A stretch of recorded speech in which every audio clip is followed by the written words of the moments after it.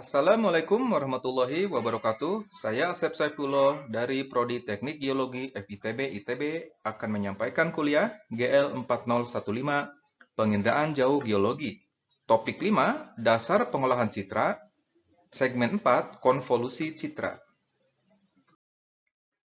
Proses konvolusi pada citra sama seperti proses korelasi silang pada filter linear pada segmen sebelumnya. Hanya saja, pada proses konvolusi, kernel bisa dibalik, baik horizontal maupun vertikal. Proses korelasi silang dengan kernel yang bisa dibalik atau flip disebut sebagai konvolusi. Proses konvolusi bisa menggunakan operasi matematika komutatif maupun asosiatif, tergantung dari mekanisme atau metode yang digunakannya.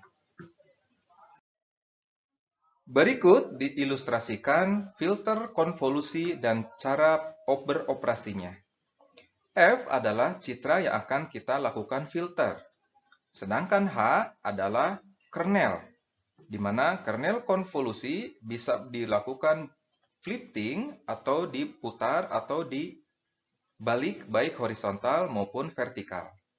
Kemudian kernel ini dilakukan operasi terhadap citra yang kita miliki. Operasi ini bisa bergerak pada ukuran jendela piksel sekian kali sekian, memenuhi semua citra yang kita miliki. Sehingga di situ kita bisa dihasilkan citra hasil setelah dilakukan filter konvolusi. Berikutnya adalah operasi filter dengan nilai rata-rata di setiap jendela piksel atau jendela kernel yang digunakan. Misalnya di sini saya memiliki satu ukuran citra F, di mana dalam citra F ini piksel-piksel yang ada di tengah memiliki nilai tertentu, tetapi ada nilai 0 di bagian tengahnya sedikit ke bawah. Di luar ini bernilai 0. Di luar 0 ini ada nilai 90. Artinya, di sini citra ini akan memperlihatkan morfologi atau fitur yang tidak maksimal atau tidak bagus, karena ada nilai piksel yang seolah-olah di luar kelompoknya. Kalau kita melakukan filter di sini dengan kernel H, misalnya dengan kernel 3x3 dengan nilai konstanta 1 semuanya, di mana ada faktor pengali 1/9, maka kita bisa menghasilkan citra yang ada di kanan ini. Di sini, kisaran digital number-nya atau nilai digital citra sudah berubah dari nilai sebelumnya, karena adanya kernel dari filter yang dilakukan operasi di sini.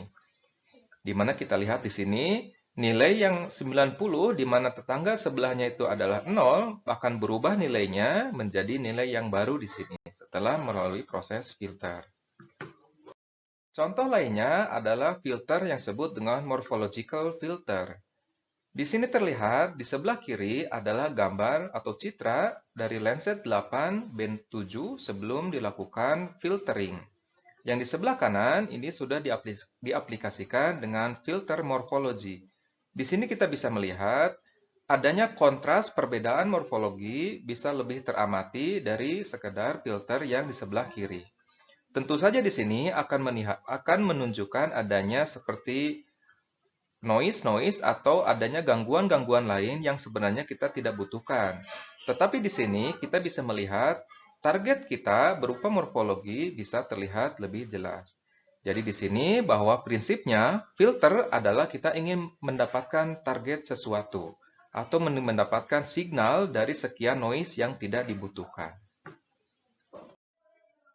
Contoh yang bisa kita aplikasikan lainnya adalah filter Laplacian atau Laplacian filter. Di sebelah kiri ini adalah citra lenset 8 band 7 seperti pada slide sebelumnya, di mana perbedaannya di sini dilakukan filter Laplacian.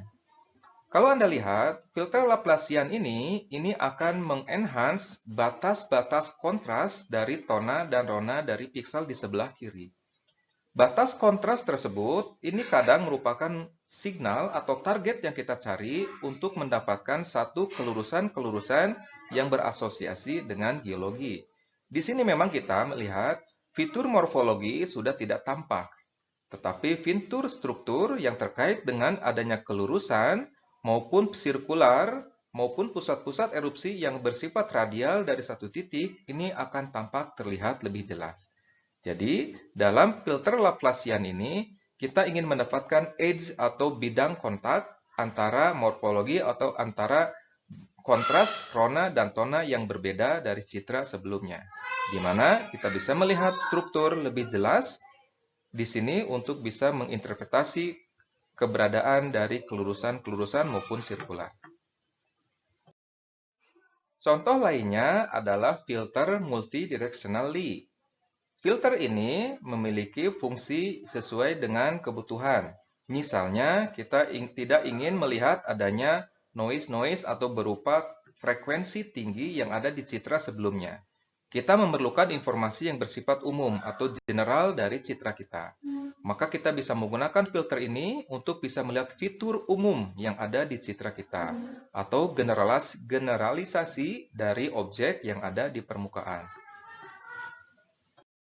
Demikian kuliah GL 4015 Penginderaan Jauh Geologi. Kita akan bertemu kembali pada segmen berikutnya. Terima kasih.